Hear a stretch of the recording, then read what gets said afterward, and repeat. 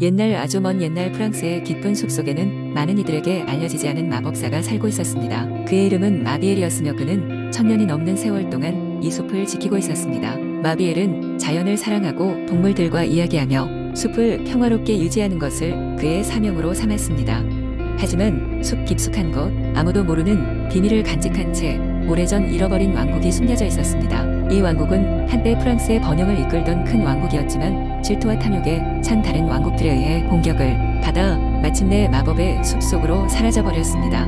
왕국의 주민들은 마비엘의 도움을 받아 금단의 마법에 의해 모습을 감추었습니다. 사람들은 잃어버린 왕국의 전설을 계속 전했지만 아무도 그들의 운명을 알지 못했습니다. 수세기가 지나 파리에서 온 젊은 기사 루이는 그 전설을 들었습니다.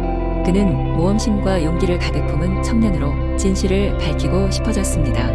루이는 마을 장로들에게 이야기를 듣고는 숲에 들어가기로 결심했습니다. 난관과 위험이 가득했지만 루이는 그의 마음속에 계속 불타오르는 진실을 위한 의지를 가지고 있었습니다. 루이가 숲속으로 들어가 몇 날 며칠을 헤맨 끝에 그는 마침내 오래된 마법의 흔적을 발견할 수 있었습니다.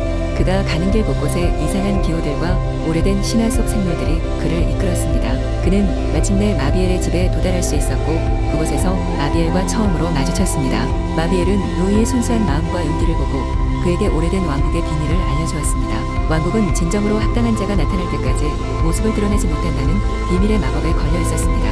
루이는 그 비밀을 풀어낼 열쇠를 찾기 위해 모험을 계속했습니다. 마비엘은 루이에게 특별한 마법의 아뮬렛을 주었고 이는 왕국의 진정한 상속자임을 증명할 수 있는 열쇠였습니다.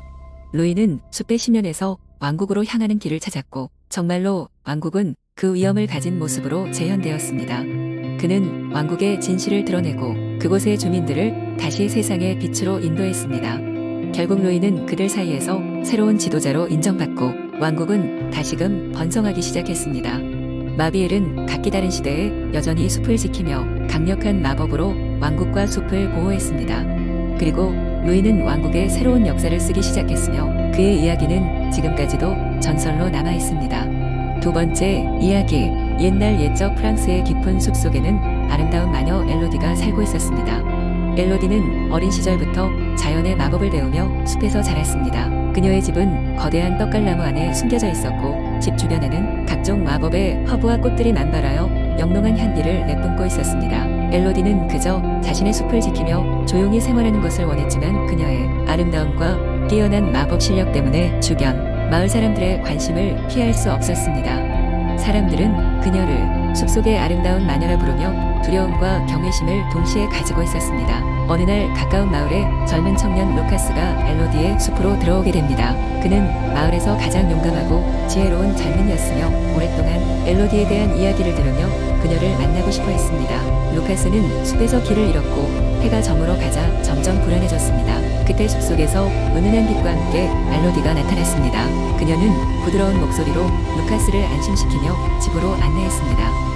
엘로디의 집에서 환대를 받은 루카스는 엘로디의 다채로운 이야기를 듣게 됩니다. 엘로디는 숲의 보호자가 되어 자연의 균형을 유지하는 것이 자신의 사명이라 말했습니다. 그녀의 마법은 단순히 사람을 변화시키는 것이 아닌 자연의 질서를 이해하고 돌보는 데 사용되었습니다. 그날 밤 루카스는 엘로디의 곁에서 새로운 세상을 발견했습니다. 그녀는 사람과 자연이 어떻게 조화를 이루며 살아갈 수 있는지 그리고 작은 마법이 어떻게 큰 변화를 가져올 수 있는지를 이야기했습니다. 아침이 밝아오자 루카스는 엘로디의 도움으로 마을로 돌아갔고 마을 사람들에게 엘로디의 진실된 이야기를 전했습니다. 루카스의 이야기를 들은 사람들은 엘로디에 대한 감정을 바꾸게 되었습니다. 두려움은 사라지고 대신 그녀에 대한 존경과 감사가 자리 잡았죠. 마을 사람들은 정기적으로 엘로디에게 필요로 하는 물품을 가져다 주었고 엘로디는 그 대가로 마을에 필요한 약초를 나눠주었습니다. 시간이 흐르면서 엘로디와 마을 사람들은 더욱 가까운 관계를 맺었고 숲과 마을은 자연의 법칙 아래 평화롭게 공존하게 되었습니다. 엘로디는 여전히 그 숲에 머물며 자연을 돌보고 있었고 사람들은 그녀에게 마법 이상의 가족애를 느꼈습니다. 이 이야기는 결국 사람과 자연이 함께 살아가는 것이 얼마나 중요한지를 알려주는 동화로 오늘날까지 프랑스의 숲속 마을에서 전해지고 있습니다. 세 번째 이야기, 옛날 옛적 한적하고 아름다운 프랑스의 시골 마을에는 로잘린드라는 이름의 어린 소녀가 살고 있었습니다. 로잘린드는 어릴 때부터 상상력이 풍부하여 매일 꿈꾸며 지냈습니다. 그녀의 소중한 비밀 장소는 언덕 꼭대기에 우뚝 솟아있는 오래된 성이었습니다. 그 성은 아름다운 장미 덩굴에 휘감겨 있어서 장미의 성으로 불렸습니다. 하지만 그 성에는 이상하고도 묘한 전설이 내려오고 있었습니다. 장미의 성은 마을 사람들에게 금기된 장소였습니다. 오랜 세월이 흐르면서 성에는 밤이 될 때마다 다른 세계로 통하는 문이 열린다는 무서운 이야기가 전해졌기 때문입니다. 사람들은 성에 가까이 가지 않았고 그저 먼발치에서 경외의 눈으로 성을 쳐다볼 뿐이었습니다. 어느 날 로잘린드는 강한 호기심에 이끌려 성에 가까이 갔습니다. 성벽을 따라 올라가자 그녀의 눈에 들어온 것은 예전에 본 적 없던 장미 정원과 마법처럼 아름다운 풍경이었습니다. 그녀는 그 아름다움에 매료되어 미끄러지듯 성 안으로 들어갔습니다. 성 안은 이상하리만치 조용했고 시간은 멈춘 듯 했습니다. 로잘린드는 천천히 성 안을 거닐다가 어느덧 성의 중심부에 도달했습니다. 그곳에는 한 명의 라푼젤이 포근히 잠들어 있었습니다. 그녀의 머리카락은 금빛으로 반짝였고 성벽을 한 바퀴 휘감은 장미 덩굴과 얽혀 있었습니다. 로잘린드는 라푼젤을 깨우기 위해 여러 번 부드럽게 말을 걸었습니다. 드디어 라푼젤이 눈을 떴고 로잘린드에게 미소 지었습니다. 고마워, 내가 깨어날 수 있게 도와줘서 라고 라푼젤은 나지막히 말했습니다. 라푼젤은 자신의 이름이 에바라고 소개하며 사실 성 안에서 다른 세계로 통하는 문을 지키고 있는 수호자라고 설명했습니다. 그녀는 오래전부터 성에 갇혀 있었으며 오직 순수한 마음을 가진 아이들만이 그녀를 깨울 수 있다고 했죠. 에바는 로잘린드에게 성 안에는 수수께끼처럼 흥미로운 방들이 많으며 이 방들은 각각 다른 세계와 연결되어 있다는 사실을 알려주었습니다.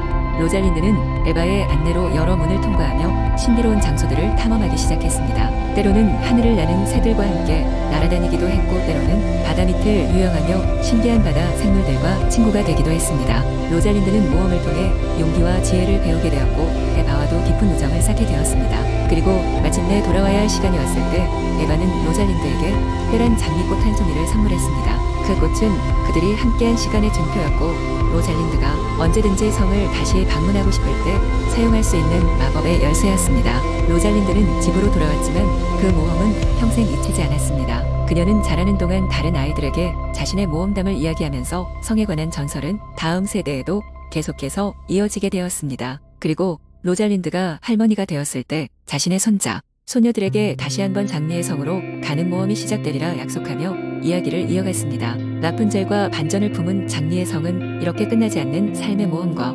상상력과 우정의 힘을 이야기합니다. 네 번째 이야기. 옛날 옛적 프랑스의 한적한 마을 외곽에는 끝없이 펼쳐진 숲이 있었습니다. 이 숲은 아름다운 자연 경관과 더불어 수많은 신비로운 이야기들로 가득 차 있었고 그 중에서도 가장 유명한 것은 숲의 중심에 자리 잡고 있는 마법의 우물에 관한 전설이었습니다. 마법의 우물은 누구든지 그 앞에서 진실한 소원을 빌면 반드시 이루어진다는 소문이 있었습니다. 하지만 우물은 쉽게 찾을 수 없었고 오직 진정한 마음을 가진 사람만이 길을 발견할 수 있다고 했습니다.